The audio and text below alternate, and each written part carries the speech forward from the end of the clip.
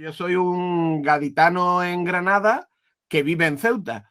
Realmente mi formación se realizó en la Universidad de Granada. Yo soy filólogo y doctor en filología inglesa y toda mi carrera profesional, excepto un par de años en la Facultad de Filosofía y Letras en Granada, pues la he realizado en Ceuta, primero en la Escuela Universitaria de Formación del Profesorado y después en la actual Facultad de Educación, Economía y Tecnología.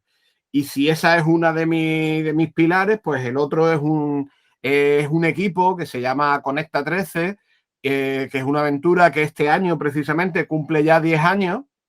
Y nos lo decimos en voz alta nosotros mismos porque mantener algo como Conecta 13 durante 10 años es muy complicado. Somos una spin-off muy complicado. Somos una spin-off, es decir, una micropyme es una empresa basada en el conocimiento que intenta hacer transferencia de lo que investigamos y de lo que vamos aprendiendo, pues intentamos hacer devolución a la sociedad. Y, y bueno, entre esos dos ámbitos, pues es donde yo me he movido durante estos años de carrera profesional. Y después hay un tercer elemento mucho más reciente, que es la coordinación de un grupo de investigación genuinamente ceutí, que es el Grupo Conocimiento Abierto para la Acción Social. Y que, bueno, pues también ahí tengo parte de mi corazón. Así que ese es en realidad quién soy yo. Uno siempre debe presentarse no hablando de uno, sino hablando de la gente que le acompaña en el camino. Pues a mí esas son la gente que me acompaña en el camino. Pues sí, en realidad apuntabas bien, tengo muchos vicios. Lo que no sé es cómo soy capaz de tener una carrera profesional con tantos vicios. Lo que pasa es que son todos legales, creo. Tendría que pensar alguno que no lo fuera. Efectivamente, me gusta mucho viajar, como creo que a casi todas nosotras y a todos nosotros. Y cuando viajo tengo pequeños vicios internos y es que yo vaya a la ciudad que vaya, miro rápidamente dónde están las librerías, miro dónde están las tiendas de juegos de mesa y en otra vida anterior miraba dónde había locales de jazz, pero debo reconocerte que esa parte se ha limitado a escuchar jazz y a compartirlo con los amigos y no tanto a salir por las noches a escuchar jazz, cosa que también me gusta mucho. Hay más vicios, lo que ocurre es que no sé si profundizar en ellos. Yo creo que esos tres sintetizan bien quién soy en este momento. También soy papá de dos adolescentes, que esto yo creo que también cualifica para NECA.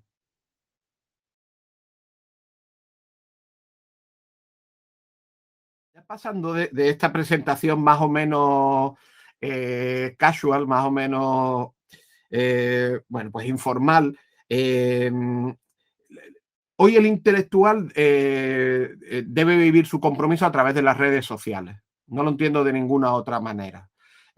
Porque todo el espacio que no ocupa el intelectual en redes sociales lo van a ocupar otras voces que si están hablando de tu área de conocimiento, pues quizás estén menos cualificadas, otras voces que pueden estar sometidas a intereses de diverso tipo. Es decir, las redes sociales pues son un entorno, son un espacio, son un ecosistema que creo que hay que cualificar culturalmente o intelectualmente, y quienes tenemos la suerte de dedicarnos pues a leer, a pensar, a escribir, pues nuestro compromiso, que en los años 20 pues estaba vinculado con hacer misiones pedagógicas, pues hoy pasa por tener una presencia activa, seria, con una imagen profesional, bueno, pues lo más coherente posible en las redes sociales. Y es cierto que yo, bueno, pues mis redes sociales las utilizo fundamentalmente con ese perfil. Es decir, no cuelgo imágenes de mi familia normalmente o no entro en los detalles de la chispa de cada día, sino que, bueno, intento aportar pues lo que estoy leyendo, en lo que estoy trabajando, lo que me preocupa. Y es verdad que, bueno, pues una pequeña ventaja de empezar a ser un hombre mayor es que llevo mucho tiempo. Y al llevar por mucho tiempo, pues he tenido la suerte de haber conocido distintas fases, distintas etapas en las redes sociales de perfil educativo, de perfil universitario, incluso te diría de cultura. Eh, y, y, bueno, pues como empiezo a ser un hombre mayor, pues empiezo a tener muchos contactos, pero no es mérito mío, sino de si acumulas 1000 o 2000 cada año, pues ya tienes ahí un puñadico.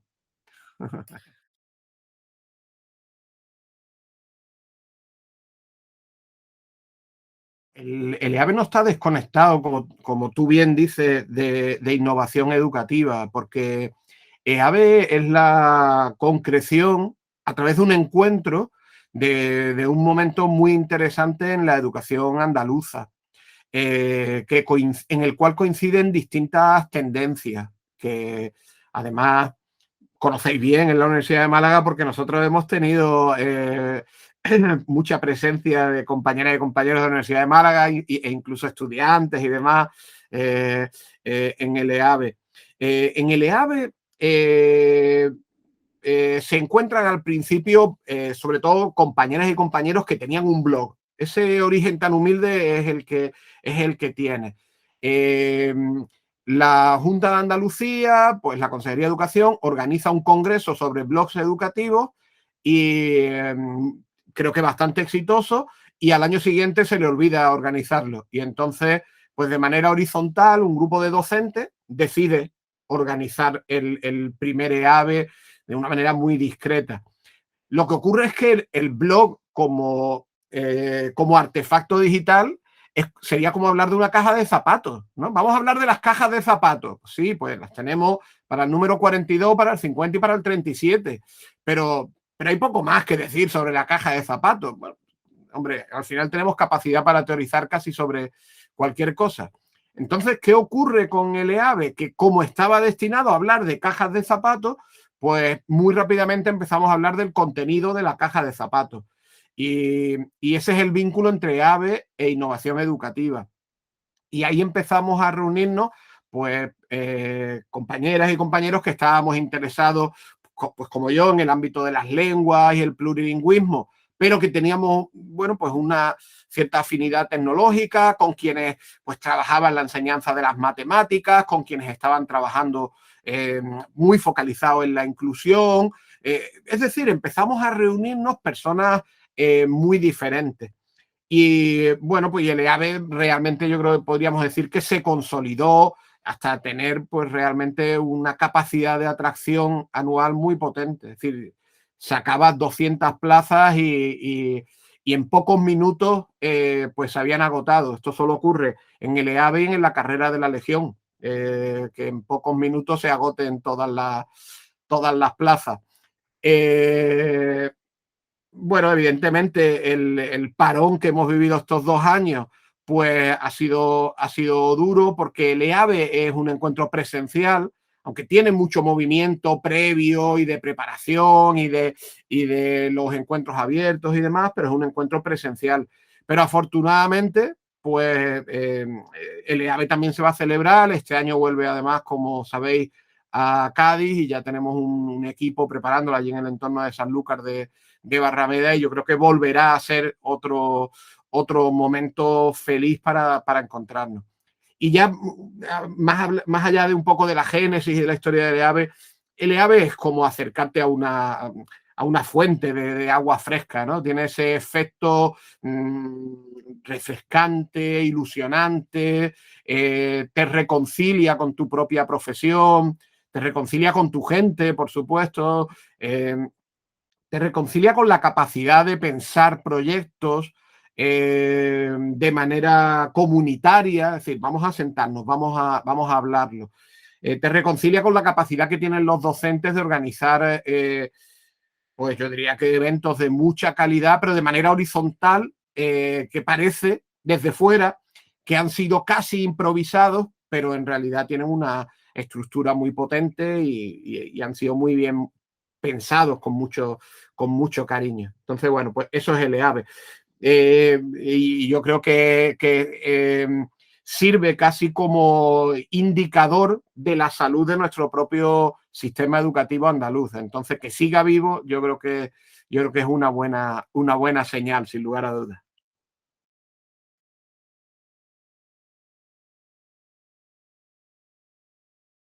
La crítica, por empezar por el final, dejarlo resuelto desde mi humilde opinión y después avanzar en positivo, la crítica a la innovación educativa es como las críticas a las macrogranjas.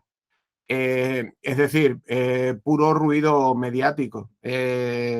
Si vais a comprar carne de calidad, es mejor comprarlo en un sitio donde el animal ha sido feliz, en el sentido más extenso de la palabra. Vayas a comprar desde una docenita de huevos hasta una carne de calidad, de ternera, de retinto de aquí de la provincia de Cádiz. Pues con la innovación ocurre exactamente igual. Creo que aquí lo que sufrimos es un efecto de cámara de eco en Twitter. Es decir, creo que Twitter magnifica la crítica a la innovación, la infla mucho, pero cuando te sales de dos espacios cerrados como Twitter y también el espacio cerrado pues del aula, y empiezas a viajar y empiezas a moverte, descubres que hay muchos centros que están haciendo innovación educativa. Y yo diría que cada vez más, a pesar de lo que hemos sufrido, podríamos decir, durante estos 2 últimos años. ¿Y por qué digo que creo que cada vez más? Pues porque la innovación educativa es simplemente que te surja un problema en el devenir, podríamos decir, de cualquier colectivo, es decir, de una empresa, de una asociación de vecinos o de un centro educativo, y tú para resolver ese problema analizas las herramientas, los mimbres que tienes y o organizas esos mimbres de una manera diferente a como lo estabas haciendo cuando te surgió el problema, o incorporas nuevos mimbres. Y esto, es decir, que surjan problemas, es una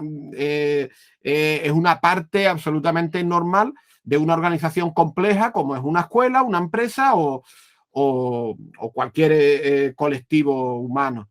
Entonces, la realidad es que como los problemas están ahí, pues seguimos haciendo innovación educativa. Innovación educativa, aunque decíroslo a vosotros que habéis hecho mucha investigación sobre eso, me sabe casi un poco mal. Es decir, es como si fuera yo a decir algo que no habéis dicho ya vosotras, ¿no? Innovación educativa no es someterse al dictado del mercado, incorporando la última novedad. Curiosamente, si me permites la nota crítica, observo esto mucho más en la universidad que en los centros educativos, que en la escolarización obligatoria. Y además con una causa muy peculiar, y es que creo que en buena parte de la innovación que se está haciendo en educación superior está muy sometida a innovo para acabar escribiendo sobre mi innovación. Y entonces al final tengo que escribir sobre flip learning o aprendizaje invertido o sobre gamificación. Y somos la gente de la universidad quien está recurriendo más a esta idea del supermercado, ¿no? A ver qué hay en el supermercado que sea muy rompedor, muy novedoso, que lo voy a incorporar, especialmente si después me permite escribir algún articulito en una revista de impacto. Entonces, es que hay una línea de innovación en educación superior que yo veo mucho más superficial que la de los centros educativos. La innovación que está ocurriendo realmente en los centros educativos, en muchos casos, no tiene nada de superficial, especialmente en la red pública. Aquí yo creo que nadie debe ofenderse si digo que creo que hay mucho centro privado que sí ha utilizado la innovación para poner un sello en la puerta del centro e intentar de alguna manera monetizar el uso de la innovación. Pero esto es más infrecuente en los centros educativos de la red pública. En los centros educativos de la red pública lo que tenemos es problema, solución. Y ahí es donde salta la innovación. Comentaba yo hace poco el caso de un instituto que fue mi última visita antes del confinamiento. Un instituto en Burguillo de la Sierra, en la provincia de Badajoz. Un instituto que puede parecer en un pueblo diminuto, pequeñito de Badajoz, pueblo precioso por otro lado, bueno, pues tiene todo tipo de premios. ¿Por qué? Pues porque tienen un problema. El problema es que quieren ser, por hacer una referencia, digamos, pedagógica, quieren ser escuela acelerada, haciendo referencia a los programas americanos de Accelerated School. Pues quieren ser escuela acelerada. Porque tienen que dar salida a esos chicos y chicas de Burguillo de la Sierra.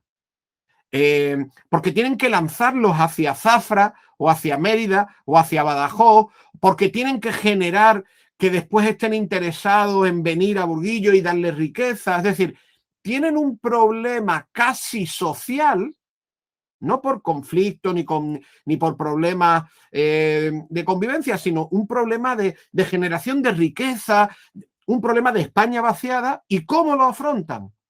Tirando paredes, trabajando por ámbitos, incorporando tecnología, pero tecnología de verdad, con proyectos intergeneracionales que yo pude presenciar de las abuelas y los abuelos trabajando con los niños y niñas de primaria en el instituto de secundaria, que es el centro que estamos comentando, desarrollando proyectos de aprendizaje. Ahí no hay superficialidad ninguna. Ahí lo que no funciona se elimina. Es decir, no cabe el aparentar. Somos centro bilingüe. ¿Y por qué? Pues porque vamos a poner un sello en la puerta. No. Lo que yo vi allí era realismo puro. Realismo mágico si me apuras, ¿no? Porque decimos, vamos a trabajar por ámbito. ¿Cómo se hace? Vete a Burguillo de la Sierra, en la provincia de Badajoz, al sur de Zafra. Entonces, más allá, que era el punto de arranque, de este bronco enfrentamiento que yo en los últimos meses, bueno, pues he aprendido a trascender y a no prestarle atención, creo que los centros educativos están haciendo mucha y muy buena innovación. Porque, no sé si es un tema del cual hablaremos o no, pero porque creo que nuestros docentes están muy cualificados. Porque en realidad ha habido mucha oferta de formación permanente del profesorado, porque los centros de profesores se lo han currado bien, mejor que la universidad, en relación con la formación permanente, quiero decir. Es decir, que nuestros docentes están en el mundo, están leyendo, están comprando libros, están leyendo en Twitter y en web qué se puede hacer y están buscando soluciones para los problemas y lo están haciendo, creo que francamente bien.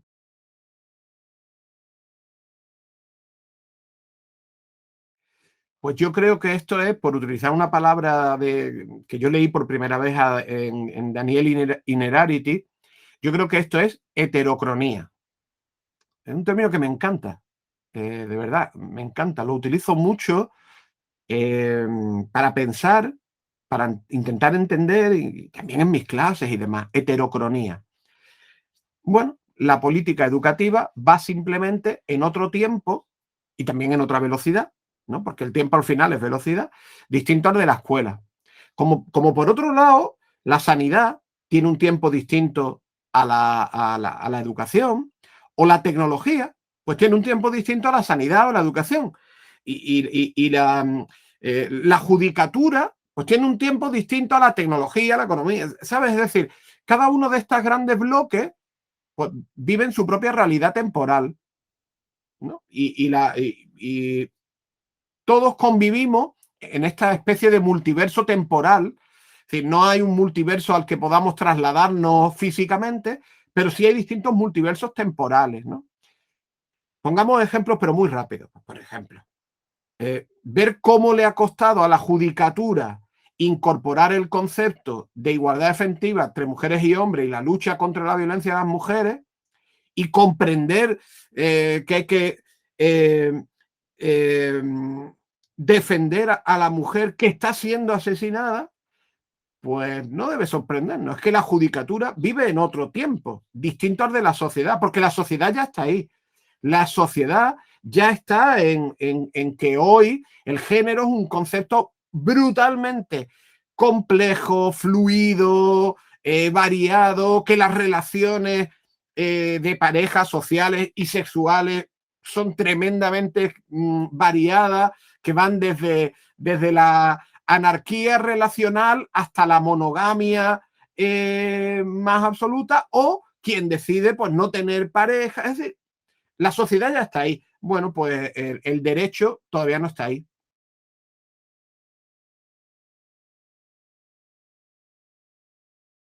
La tecnología. Bueno, pues la capacidad de inversión de las empresas tecnológicas es tan brutalmente grande que ejerce un efecto tractor, imprime una velocidad a la cual no va, pues, la educación, por ejemplo. Yo tomé, en muchos momentos lo he podido ver, pero tomé conciencia de la heterocronía en una visita al BET, a la Feria Tecnológica de Londres, hace evidentemente ya algunos años, hace 4 o 5 años. eh, pues cuando llegué a BET no había ni una sola pizarra digital interactiva, ni una sola. Todo eran displays interactivos, es decir, pantallas que tú tocabas e interactuabas con ellas. No, habían desaparecido. Y sin embargo, en España, yo personalmente estaba dando cursos de PDI. Y por supuesto tenía una en mi clase. Y entonces pensé, ¿qué está pasando aquí? Es decir, el mercado en Inglaterra había abandonado una tecnología que nosotros estábamos, no te voy a decir incorporando, pero bueno, semi-incorporando. Muchas de nuestras aulas universitarias ni siquiera tienen una pizarra digital interactiva. Lo que tenemos es un cañón para el PowerPoint. Bueno, yo por supuesto volví y diseñé un proyecto para poder tener un display interactivo en mi clase. Yo tengo uno desde ese momento. Eh, Londres iba a una velocidad en tecnología educativa, bueno, Reino Unido, Europa en general, a la cual nosotros no vamos. Cuando estuve en BET, conocí un proyecto de la BBC que se llama Microbit, y ahora yo lo tengo por aquí. Pero Microbit ha llegado a España pues hace muy poco. Y allí es un proyecto de la BBC en el que regalan tarjetas de Microbit a todos los estudiantes. Claro, la fuerza tractora de la economía británica acelera los procesos de incorporación de la tecnología educativa. ¿Por qué os cuento todo este rollo? Eh, pues porque la política educativa y el diseño de leyes está en un tiempo distinto al de la escuela. Y entonces lo que estamos es constantemente sorprendiéndonos de las cosas que le preocupan a la política educativa, los ámbitos, pero es que alguien eh, eh, no podía hacer ámbitos antes. Pues sí, claro, podía y lo hacían. Yo conozco muchos institutos que hacían ámbitos antes de la ley. Ahora que van a tener, bueno, pues más apoyo legal, que eso siempre es interesante. Claro, es que las leyes están en un mundo absolutamente distinto. El mundo del Congreso de los Diputados, de las disputas políticas, etcétera, etcétera. La escuela va más rápido que la ley educativa. Y esto en realidad no debería sorprendernos. Lo sorprendente sería que se diseñara una ley que fuera por delante de la escuela, que quizás es lo que pasó en la LOCSE y en algunos otros elementos, ¿no? Es decir, pues, por ejemplo, la incorporación de las competencias que nos pilla generacionalmente más cerca a todos. En ese momento, ahí hubo una aceleración que venía de Europa. Es decir, cuando en el 2006 aparecen las competencias, como lo que hicimos fue un préstamo de Europa, es como si hubiéramos comprado un display interactivo en Londres y vas y te lo traes. Pero nadie sabía utilizarlo. Todo el mundo usaba pizarras digitales o cañones. Entonces, es ese desajuste en tiempos y velocidades. Eh, ¿Sería interesante que todo fuera al mismo tiempo? Probablemente sí, pero no tenemos las estructuras para hacerlo. Es decir, ¿a qué me refiero por las estructuras? No hay organizados por los mismos que hacen política educativa, no hay observatorios, no hay una promoción efectiva de la investigación educativa, no tenemos un instituto Carlos III de la educación, igual que si hay de la salud. Entonces, el hecho de que coincidan la política educativa y la educación está en la sensibilidad del político de turno.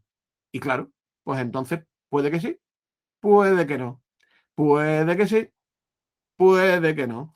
es realmente, pues, bueno, un problema estructural el que genera esta heterocronía en el caso que hablábamos.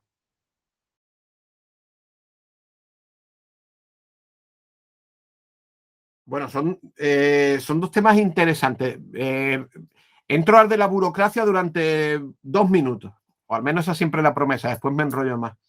El problema de la burocracia es un problema de descapitalización del sector público, eh, muy evidente. Es decir, las distintas crisis económicas, porque no ha habido una crisis económica, hay crisis económicas cíclicas, ¿no? El coronavirus genera una crisis económica, aunque se vaya a inyectar mucho dinero europeo, pero es una crisis económica. Antes vivimos la de la subprime del año 2008, pero bueno, el capitalismo genera crisis económicas cíclicas.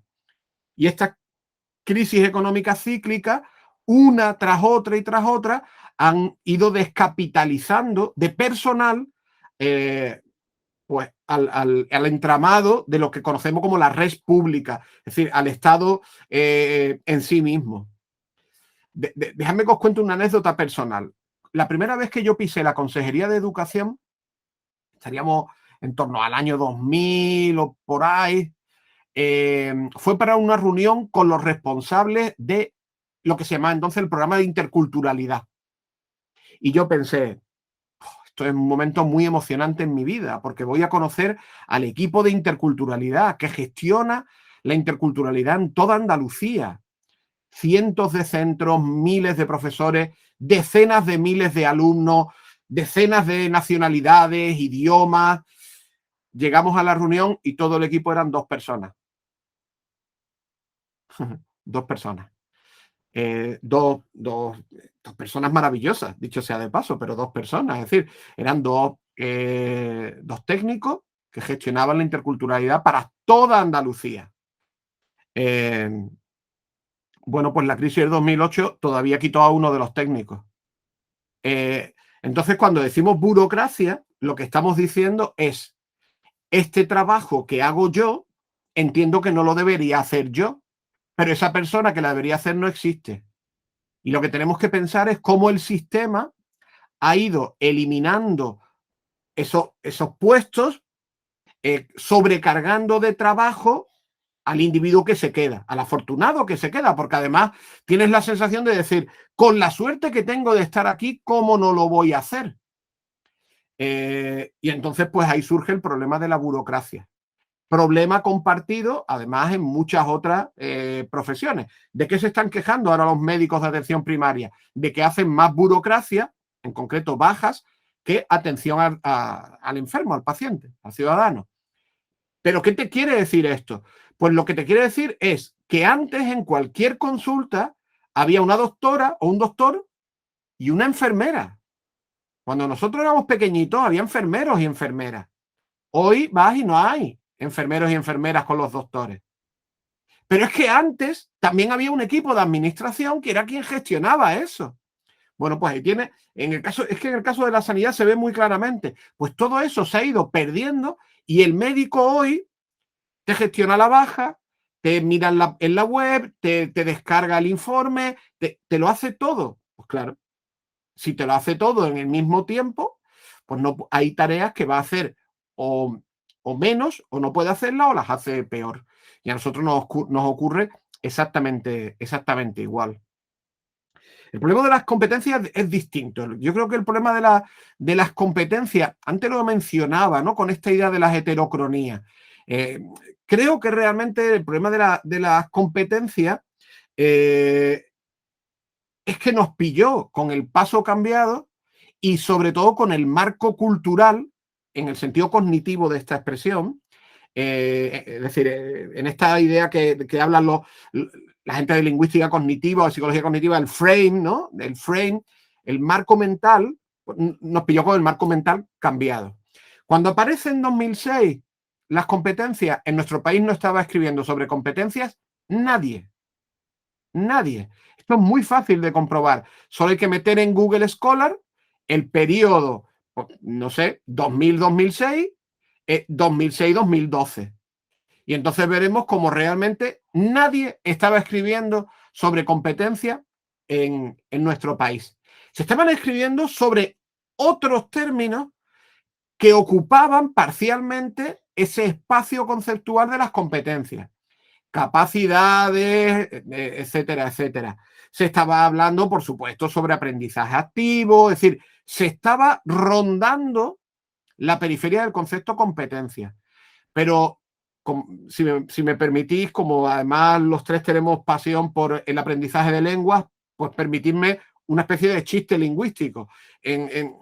Nadie escribía sobre competencia porque en nuestro país nadie lee en lenguas extranjeras, porque las competencias llevan presentes, por ejemplo, en el ámbito belga desde los años 80. Sí, en el ámbito francófono, las competencias pues llevaban ya pues, casi 20 años de desarrollo y no lo vimos venir. No lo vimos venir porque no estábamos leyendo los textos adecuados. Me refiero colectivamente. Después hay individuos que lo intuyeron y lo vieron venir y lo procesaron muy bien. Y por supuesto hablo de Ángel Pérez, hablo de Pepe Jimeno Sacristán, es decir, personas que rápidamente vieron de qué iba esto. Y nosotros, dicho sea de paso, pues tuvimos la suerte de estar en ese grupo. Yo coincidí con Ángel en aquella época muchas veces haciendo formación, pero de manera casual, porque nosotros, mi grupo, venía de la enseñanza de lenguas. Entonces nosotros cuando decíamos competencia, hablamos de competencia comunicativa, con toda la herencia chomskiana de los años 60, que después se convierte en una competencia muy sociológica a través de Delheims en los años 70 y 80. Es decir, es que la gente de la enseñanza de lenguas eran los únicos que venían hablando de competencias. Y por eso mi equipo, en aquella época que nos llamábamos ICOBAE, que después ya mutamos a Conecta 13, pues estuvimos desde el 2006 pues, ofreciendo propuestas, escribiendo en redes, porque nosotros veníamos de la experiencia del aprendizaje de lenguas. Pero el marco mental en nuestro país en el año 2006 estaba muy lejos del discurso de las competencias.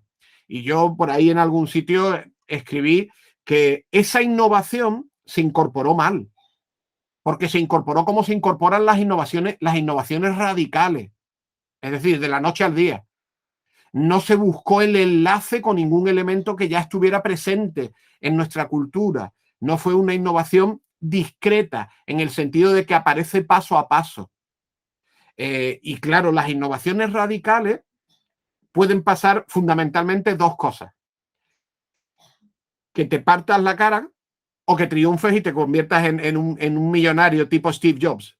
Es decir, el iPhone tenía muchas posibilidades de haber sido un fracaso porque mucha gente decía, si tenemos BlackBerry, ¿para qué queremos un cristal?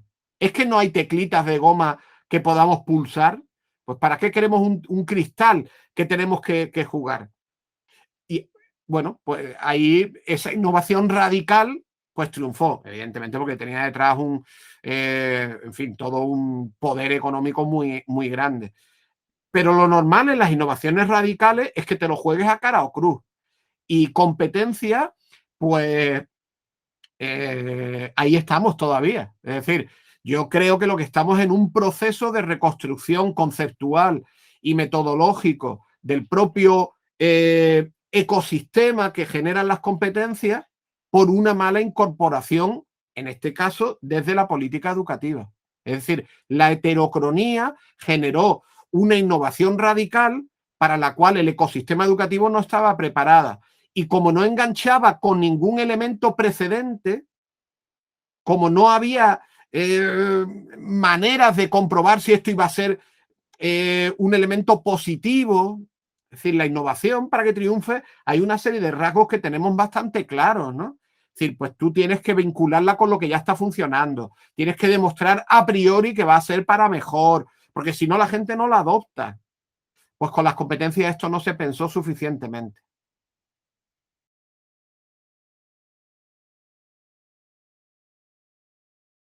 Bueno, formación evidentemente es el pilar sobre el que se va a construir todo. Yo creo que quizás esta es la gran diferencia entre educación y salud. Yo tengo la suerte de codirigir un máster en promoción de la salud y salud comunitaria junto con el profesor Mariano Hernán de la Escuela Andaluza de Salud Pública, y gracias a eso pues, estoy en contacto con ese otro mundo y veo la auténtica pasión con la que participan en la formación, en este caso permanente, las compañeras y los compañeros del mundo de la sanidad. No hay manera de sostenernos como gremio de manera profesional sin formación. Y sin esta idea, que también tiene su punto negativo, pero sin esta idea fundamental de que estamos destinados a aprender a lo largo de toda la vida, ¿no?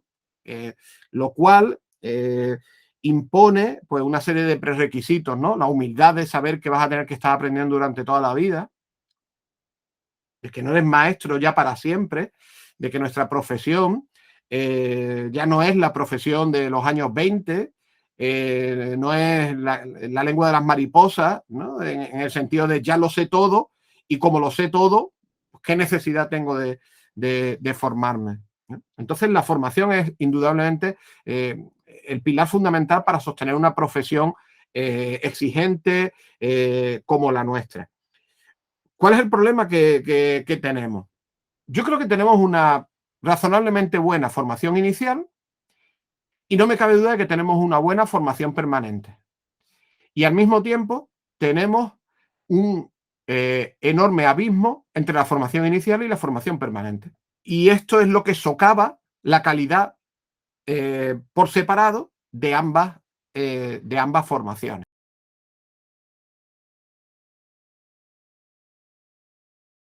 Es decir, la formación inicial, bueno, pues coge a una persona de 18 años y la convierte en alguien que, bueno, que está vinculado con el mundo de la educación.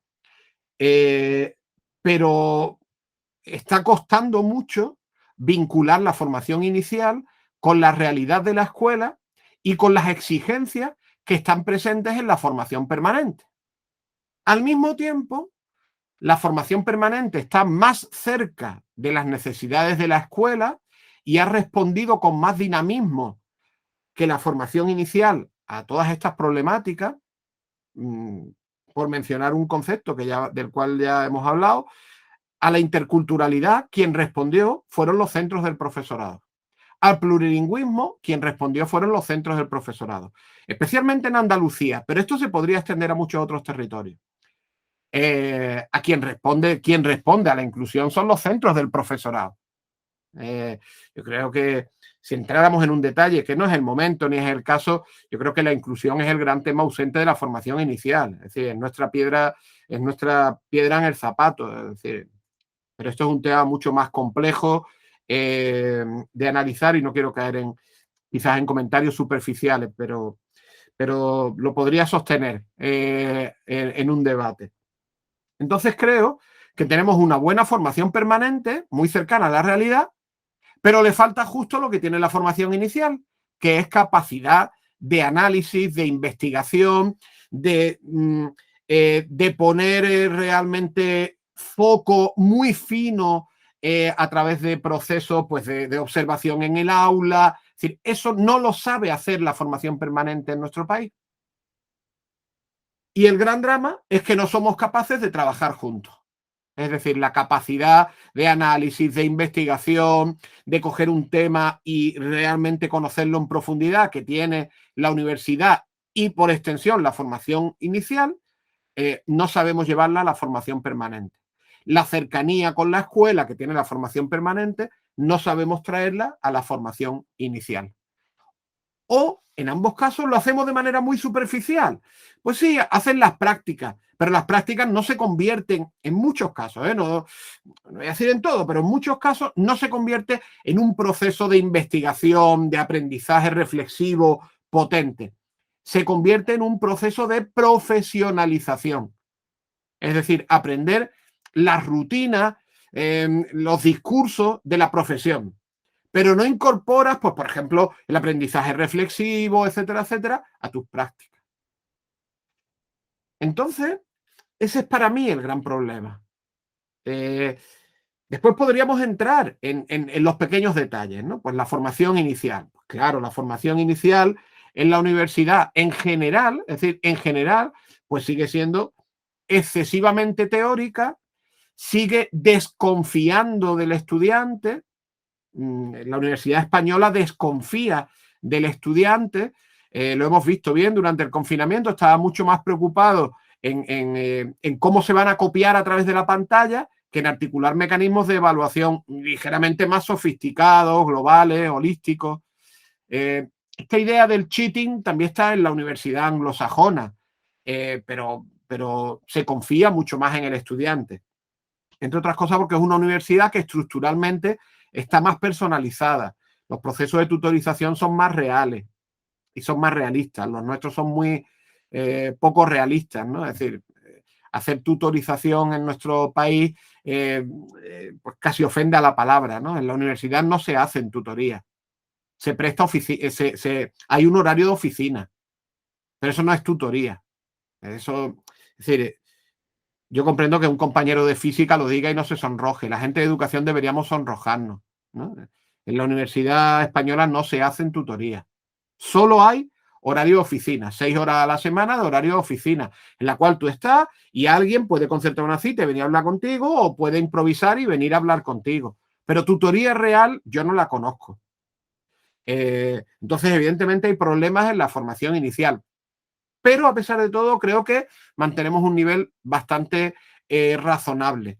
¿En qué sentido? Pues en que ofrecemos una imagen global de qué significa dedicarse a educación, ya en nuestro caso concreto, bastante razonable. Por cerrar la formación inicial, ¿qué me gustaría a mí ver? Me gustaría ver sobre todo unas prácticas mejor diseñadas. Me gustaría ver unas tutorías más finas que respondan más a la palabra. Me gustaría ver sesiones de clase que apunten más a esta frase que yo he utilizado mucho, ¿no? De experiencias memorables. Es decir, no entrar a escuchar a alguien que te lo podría grabar en vídeo porque no va a generar ningún tipo de interacción, ¿no? Piensa bien cuál es tu función en la clase, ¿no? El sentido de escénico de qué hacemos. No digo que tengamos que ser entertainers, ¿no? Sino, bueno, digo, tienes aquí 30 personas. ¿Cómo vas a provocarlas intelectualmente? ¿No? Evidentemente eso me gustaría verlo. Y después, si me permites, creo que vuestra revista es un buen foro para decir algo. Creo que es hora de que empecemos a pensar que no somos formadores de maestros. O al menos yo estoy dispuesto a no ser solo un formador de maestras y de maestros.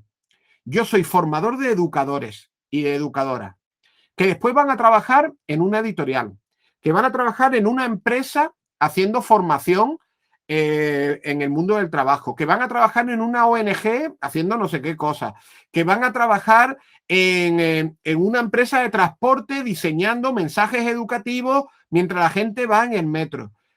Estamos diseñando una auténtica jaula dorada en términos profesionales para nuestros estudiantes, por nuestra incapacidad para ver que nuestro papel no es formar maestros y maestras. Aunque el grado se llame así, no me importa, no me importa. Yo he dejado de formar a maestros y a maestras, aunque trabaje en el grado de maestro en educación primaria y en el grado de maestro en educación infantil. Yo formo educadoras y educadores. ¿Dónde van a trabajar? El futuro lo dirá y lo decidirán ellos. Pero a lo mejor se dedican a montar una empresa que haga ocio activo para niñas y niños con problemas de movilidad. Y será un educador el que lo monte. Creo que aquí realmente hemos caído en una auténtica trampa mental, ¿no? Es decir, yo trabajo para formar maestros que van a la escuela por un proceso de oposición o de entrevista en la privada. No, yo no. Yo ya he dejado de trabajar ahí. Mentalmente estoy en otro marco, porque no me permito encerrar a mis estudiantes en ese marco limitado de eres un maestro o una maestra y no estás capacitado para nada más, ¿sabes?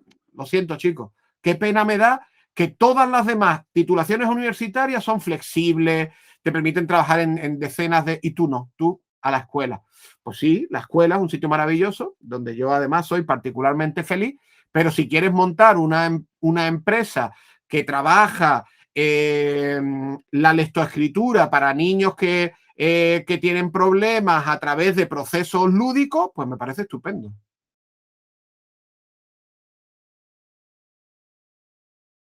No, sobre formación permanente, solo un elemento, solo una cuestión. Y es que la formación permanente eh, está en un proceso de transformación excesivamente lento. Desde el modelo de te monto un curso y tú vienes a asistes, a te genero una estructura que tú utilices para formarte. A veces formarte a ti mismo, a veces formarte llamando a un experto externo, a veces formarte diseñando algo, ¿no? Haciendo un diseño. Creo que la formación permanente está avanzando hacia ese modelo, pero de manera muy lenta. Porque, a ver cómo digo esto sin meterme en un berenjenal. Porque la formación permanente en los centros del profesorado depende del trabajo de las asesoras y los asesores. Y es más fácil justificar que un asesor, explicar que un asesor ha montado 30 cursos, que decir que ese asesor ha generado una estructura que capacita a los centros para que desarrollen sus planes de formación. Es decir, tenemos un problema de comprensión de la labor del asesor y la asesora de formación permanente. Que ya no puede ser quien diseñe cursos. Un asesor que estuviera escuchando esto diría, cada vez montamos menos, y tal. Pero siguen ahí. Y tiene que ser un facilitador. O te diría casi un transformador. Un transformador. Y esa transformación y esa facilitación no encaja con ese modelo de formación permanente. Es decir, ahí tenemos un pequeño problema de definición profesional de ese rol del asesor, que como tiene este carácter temporal, vas a estar ahí 4 años. Es algo así como profesionalízate, pero no mucho. Y te voy a preguntar al final, ¿cuántos cursos has montado? ¿Y qué evaluación ha habido? ¿No? Es un poco este problema con esta evaluación tan tonta, tan simplona, que vemos en muchos ámbitos, incluido el universitario, ¿no? Bueno, la formación permanente necesita ya abrirse a estos otros modelos que, por otro lado, están muy presentes en el mundo de la empresa. El mundo de la empresa ha evolucionado más que el mundo de la formación permanente educativa.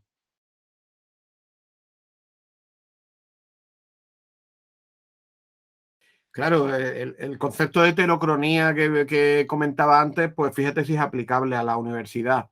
Yo tengo la suerte de trabajar para una gran universidad en todos los sentidos. Es grande por historia, vamos hacia el 5º centenario, es grande por tamaño, es grande por su capacidad para investigar, para impactar en el entorno. Tienes que pensar que la Universidad de Granada eh, tiene más presupuesto que el propio Ayuntamiento de Granada, es decir, es la gran institución de su provincia, ¿no? Claro, ¿cómo cambiar a una universidad de ese tamaño? Es una pregunta que son palabras mayores. ¿Y hacia dónde debe ir? Eso no lo puede responder un solo individuo.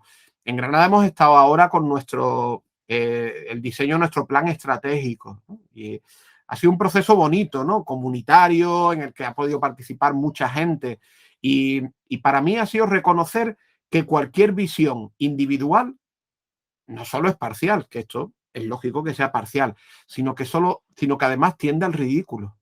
Es decir, ha sido una lección de humildad brutal, ¿no? Es decir, uno llega y dice, la universidad debería, y de repente ves esa riqueza de compañeras, de compañeros, de problemáticas, y entonces tú dices, jo, con qué gratuidad a veces decimos y hablamos. Partiendo de esta base, ¿no? De la complejidad de cambiar instituciones tan grandes, con presupuestos tan grandes, tan complejas, pues yo creo que hay ciertas cuestiones que son evidentes, ¿no? La relación entre docencia, investigación, gestión y lo que podríamos llamar transferencia o emprendimiento está profundamente desequilibrada y mal entendida. La docencia es nuestra tarea principal, pero la evaluación es aquella por la cual nos evalúan en la práctica y como todos sabemos. Pero la gestión es realmente la que es más necesaria para mantener la estructura en funcionamiento. ¿O es que podría abrirse mañana la Facultad de Educación sin el equipo de Canal y sin el personal de administración y servicios, por mucho que estén allí los docentes? Entonces tenemos una que es la que entendemos como fundamental, otra que es por la que nos evalúan, otra que es la que realmente mantiene en marcha a la universidad y la cuarta que es la que nos vincula con el mundo real, porque la universidad tiene, pero además esto está en nuestra genética históricamente, solo hay que leer el Misión de la Universidad de Ortega y Gasset, pues la universidad siempre tiende al aislamiento. Es decir, siempre tiende a su torre de marfil, a mirarse a sí misma y a quedarse enredada en sus juegos intelectuales. Bueno, pues la cuarta pata, la de la transferencia del emprendimiento, es la que te vincula con la realidad, pero esa es profundamente despreciada. Es decir, se entiende como una pérdida de identidad, al menos por parte de la universidad pública. Entonces, claro, ¿qué tenemos? Pues tenemos una institución claramente disfuncional.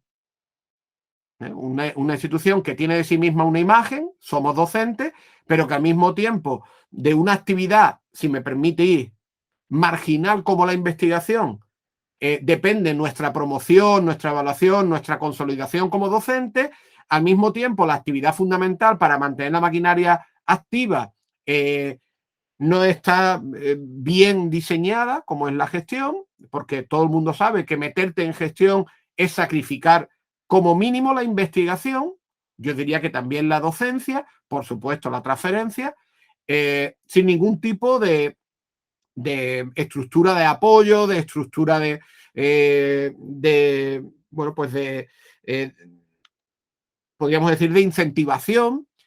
Y al mismo tiempo somos una institución que es capaz de pensar que todo el que se mete en transferencia está traicionando a su esencia. Entonces somos una institución hoy por hoy disfuncional, claramente disfuncional. Es decir, los 4 elementos no están bien articulados. Evidentemente no hablo de mi universidad, hablo de la universidad española. Entonces, ¿hacia dónde vamos? Esto no es fácil de responderlo, pero el problema es que en todo el mundo la universidad está dando pasos acelerados en distintas líneas. Y podríamos, si me permitís, volver al principio de la conversación a la imagen del display interactivo. Es que va a llegar al día en el que vas a ir a Berlín, a una feria universitaria, y vas a ver que lo que allí hay no tiene nada que ver con tu institución. Entonces, ¿hacia dónde vamos? Pues estructuras que profesionalizan la gestión en buena medida para que sea una gestión que esté bien desarrollada, que esté bien incentivada, bien reconocida, que la gestión no suponga un suicidio profesional para quien quiera ser investigador o investigadora, o para quien quiera ser docente o para quien quiera transferir. Entonces vamos hacia estructuras que profesionalizan claramente la gestión, vamos hacia estructuras que potencian clarísimamente la transferencia en 2 sentidos, en el sentido de la búsqueda de recursos económicos, es decir, el neoliberalismo y las tendencias político-económicas van a ir reduciendo progresivamente su aportación a la universidad pública. Esto ya está ocurriendo, pero va a ocurrir más a la espera de que la universidad se busque la vida a través de la transferencia y esto va a crecer. Pero además la transferencia es absolutamente necesaria como retorno de la inversión que la sociedad hace en la universidad. Es decir, a mí me pagan por investigar, yo me siento comprometido con solucionar problemas de la sociedad, no mis problemas. Es decir, el hecho de que yo esté preocupado por el paisaje lingüístico, pues no quiere decir que cuando haya un problema que yo pueda resolver desde mi conocimiento lingüístico, diga, no, yo eso no lo voy a abordar, porque me saca de mi zona de confort. Ese no es mi problema. Bueno, pues la transferencia es cuando uno asume que sí, que es su problema. Que es su problema y que lo va a abordar. Entonces, volviendo un poco a la cuestión que decía sobre las leyes o las competencias. Las facultades de educación no hacen transferencia. no hacen transferencias, porque llegaron las competencias y la gran mayoría seguían mirando hacia otro lado. Cambian las leyes y los intelectuales de las facultades de educación casi no se posicionan, no iluminan, no están en ningún sitio haciendo transferencias. Están o estamos en nuestras revistas con sus índices de impacto que no lee ni ningún representante político ni ningún docente. Entonces, no hay transferencias de las facultades de educación. Bueno, pues esto es un suicidio en los dos sentidos que he dicho, porque estás desperdiciando recursos económicos que pueden potenciar tu investigación y que en mi humilde opinión y en mi humilde experiencia no condicionan tu manera de investigar. Si a mí nadie me ha dicho cómo tengo que investigar, ni nadie me ha dicho a qué conclusiones debo llegar cuando hago transferencia, o tengo mucha suerte o simplemente es que la gente en el mundo real no funciona así. Es decir, no te pagan para que tú digas las editoriales son muy buenas si tú crees que no. Es que el mundo no, creo que no funciona así. Entonces, desde las facultades de educación, pues no se presta atención a la transferencia, pues con lo cual ni tenemos los recursos económicos para investigar y estamos siempre pues con esta búsqueda del santo grial, del proyecto nacional que no te dan.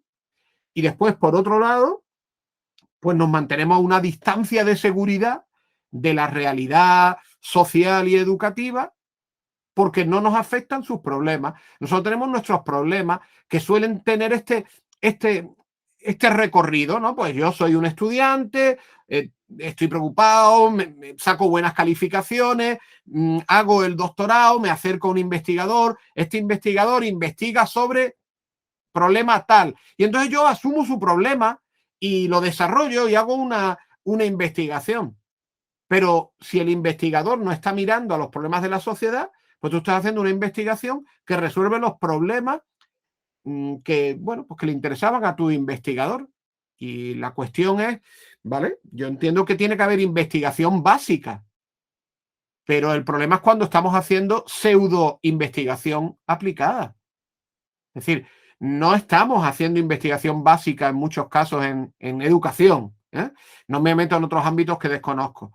No hacemos investigación básica, hacemos falsa investigación aplicada sobre problemas que muchas veces, bueno, pues lo proporcionamos nosotros. Es decir, yo hago la pregunta y busco la respuesta, pero a nadie le interesaba ni la pregunta ni la respuesta. Bueno, entonces, sin contradecirme con el comienzo de esta pregunta, es decir, asumiendo que mi visión es parcial y por tanto tiende al ridículo, es decir, seguro que es equivocada, bueno, pues me reitero en esa idea. Somos una institución que hoy por hoy tiene un riesgo de disfuncionalidad muy grande y que ha despreciado y que desprecia profundamente las dos líneas que la mantienen, una viva, que es la gestión, y segunda, ligada a la realidad, que es la transferencia.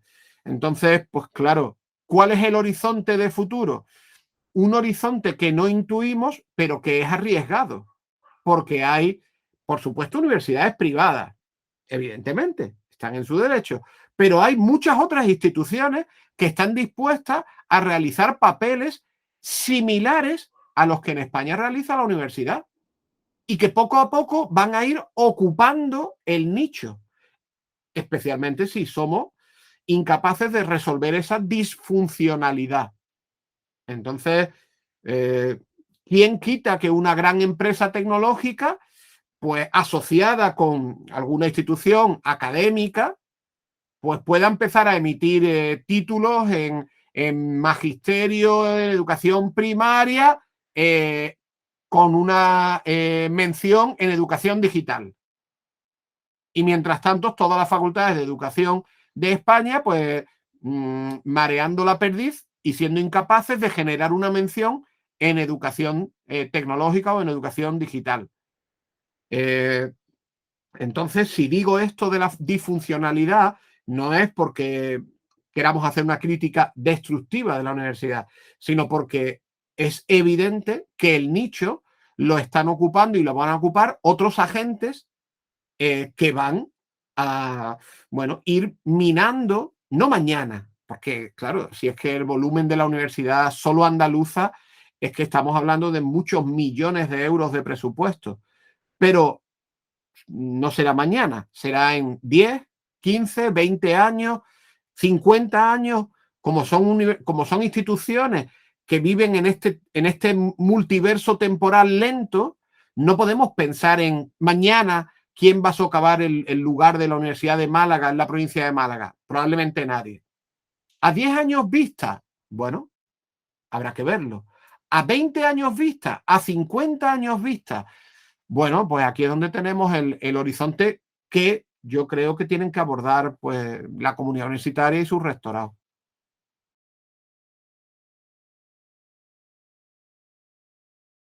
Bueno, yo, no tengo nada que decir, que así se te ha quedado en el tintero, pues mil cosas y ninguna al mismo tiempo.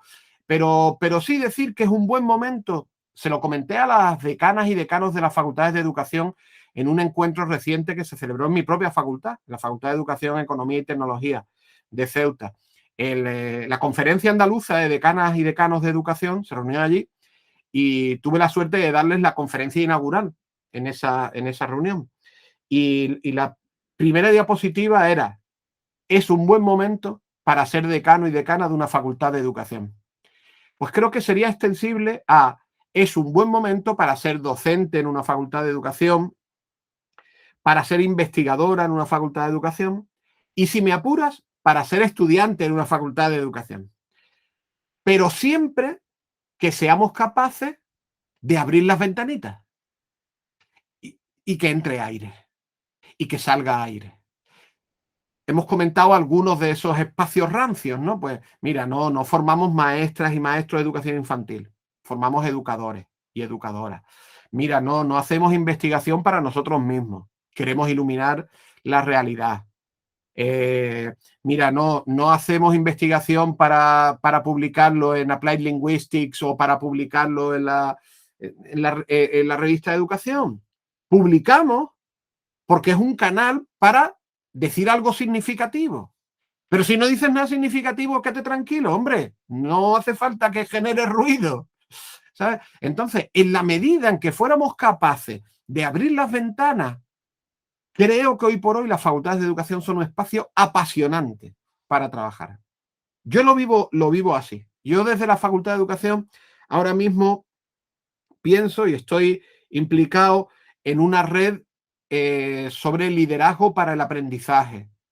Liderazgo la cual me conecta pues casi con 200 equipos directivos que están trabajando, formándose, escuchando, trabajando con otros expertos, en este caso del University College of London. Es una red promovida por Educaisha, liderazgo para el aprendizaje. Apasionante. Pero estoy vinculado con otra red, como la red Planea, en este caso vinculado con la Fundación Carazo, que está haciendo la propuesta más fresca, más rica, más interesante sobre arte y escuela que tenemos en nuestro país. Brutal. Es realmente, me tiene loco. Absolutamente. Es decir, avanza a una velocidad, como estamos hablando de heterocronía, soy incapaz de saber qué se está haciendo en Planea, porque cada día inventan algo nuevo, proponen una aventura nueva. Los centros educativos, las artistas y los artistas que están colaborando, los nodos que lo coordinan, es apasionante.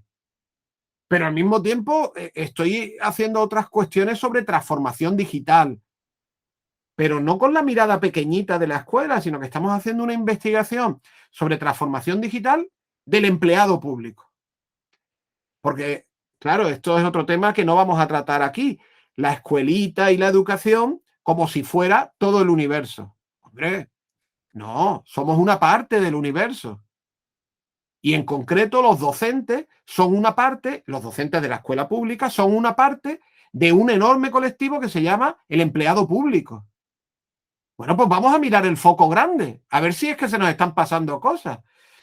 Y todo eso desde una facultad de educación. Apasionante. Es un momento apasionante para estar en una facultad de educación.